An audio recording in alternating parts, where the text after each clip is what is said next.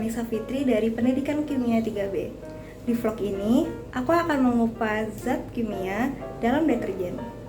Nah, sebelum itu, yuk temenin aku cari deterjen di minimarket.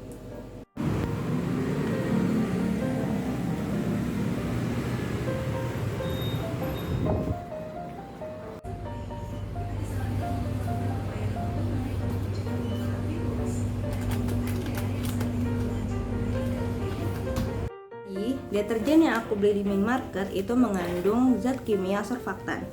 Pada umumnya, deterjen mengandung bahan seperti surfaktan. Surfaktan atau surface active agent merupakan zat aktif permukaan yang mempunyai kemampuan berbeda, yaitu hidrofil atau suka air dan hidrofob suka lemak. Bahan aktif ini berfungsi menurunkan tegangan permukaan air sehingga memudahkan proses pelepasan atau mengangkat kotoran yang menempel pada permukaan bahan pakaian, baik yang larut dalam air maupun yang tak larut dalam air. Nah, secara garis besar terdapat 4 kategori surfaktan yang digunakan, yaitu anionik, kationik, non-ionik, dan amfoterik. Selain surfaktan, terdapat bahan lain yang terdapat dalam deterjen, yaitu builder atau pembentuk yang berfungsi meningkatkan efisiensi proses pencucian dari surfaktan dengan cara menonaktifkan mineral penyebab kesadahan air. Lalu ada filler, yaitu mengisi yang merupakan bahan tambahan yang berfungsi meningkatkan kuantitas dari bahan-bahan lainnya.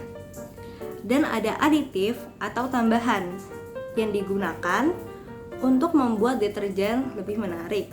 Misalnya, ditambahkan pewangi, ada pelarut, pemutihnya, dan juga pewarna. Setelah kita tahu zat kimia dalam deterjen, kita juga harus tahu apa saja zat berbahaya dalam deterjen. Sebelum itu, kalian tahu gak sih mengapa deterjen yang terkena air bisa menjadi panas? Apakah itu berbahaya jika terkena tangan? Linear alkyl benzene sulfonat merupakan senyawa surfaktan anionik yang banyak digunakan dalam deterjen. Bahan inilah yang menjadi penyebab rasa panas ketika deterjen dicampur dengan air. Linear alkyl benzene sulfonat ini akan menghasilkan reaksi eksoterm, yaitu reaksi pelepasan energi dari sistem kelingkungan ketika bertemu dengan air. Lalu, apakah berbahaya jika terkena tangan? Di dalam MSDS atau Material Safety Data Sheet, linear alkyl benzene sulfonat bersifat mengiritasi kulit yang dimana efeknya semakin besar jika konsentrasinya semakin tinggi. Apalagi sih zat berbahaya dalam deterjen? Deterjen bersifat basah, jadi dapat membuat tangan gatal dan bisa lecet. Surfaktan juga bisa menyebabkan kulit menjadi kasar.